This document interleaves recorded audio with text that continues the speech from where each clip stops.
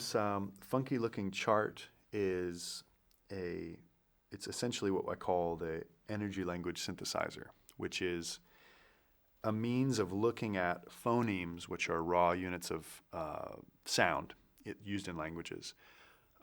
It's a way of arraying them in a three-dimensional, or in this case, a two-dimensional context, such that their relationships can be looked at, as well as colors and sounds and eventually tastes and smells can be mapped onto this three-dimensional space.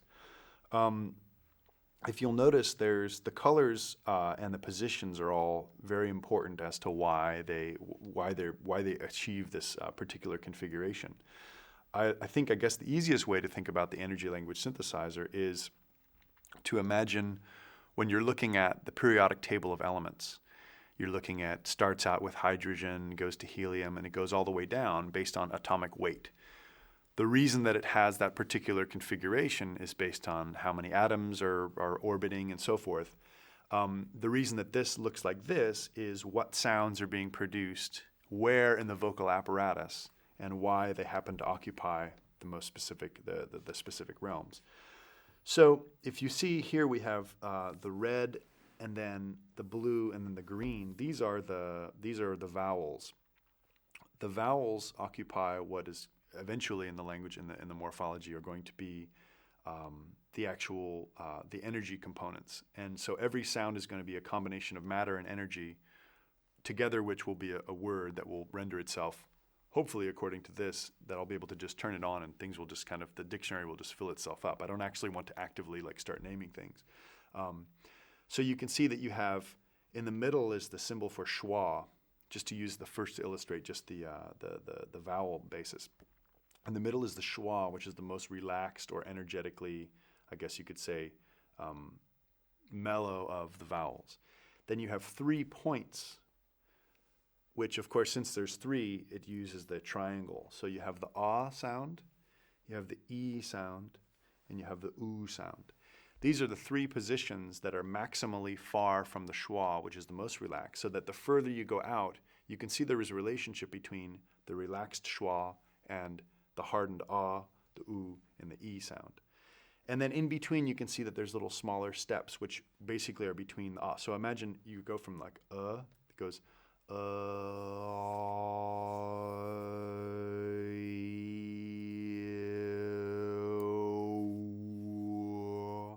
So something similar to a cyclic kind of a transformational pattern where implicitly the vocal apparatus reconfigures itself according to how much energy it has to produce to get to that particular part in the field.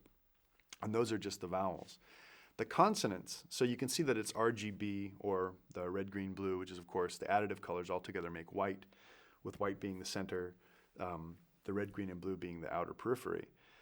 And then you have a cyclic swing, which is the yellow, the cyan, magenta, yellow, which is the CMY, and also K, which is the gray, which is the subtractive colors, which together all form black.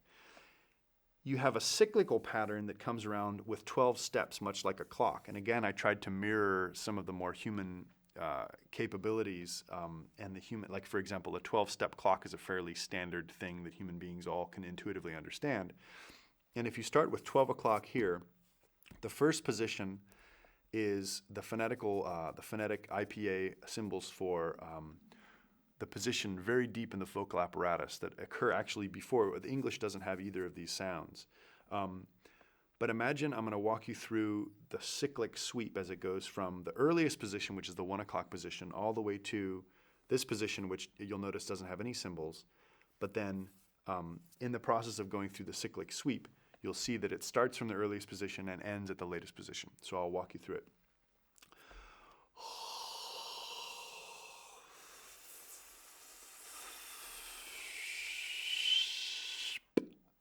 So basically starts from here, ends out here, and then starts the pattern again.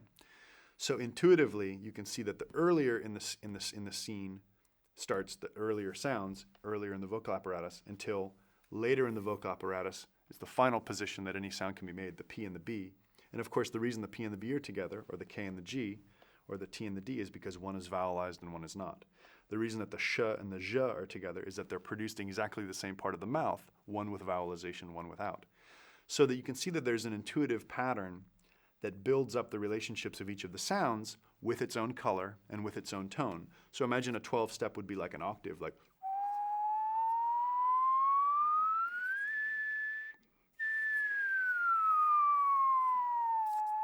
So there's actually an octave built into it, which is a basic musical phrasing.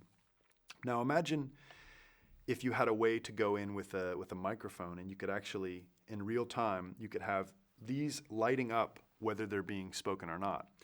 So if you said your name, for example, it would actually start to trace out this actual diagram according to which of the sounds were being hit in random, not in actual sequential order. And this would be the way that you would be able to look at that. For example, imagine not being able to hear a language, but just being able to read a language just by which of these lights were turning on at which time in sequence. And this would allow someone to be able to be reading, imagine, instead of having a text field going by or reading a book, you'd actually be able to be looking at the blips as they're happening in real time. And also, another thing that would be interesting about it is imagine if you're learning a new language and you want to know the ra and the ha sound. These sounds don't exist in the English language, and you're not sure how to make that sound.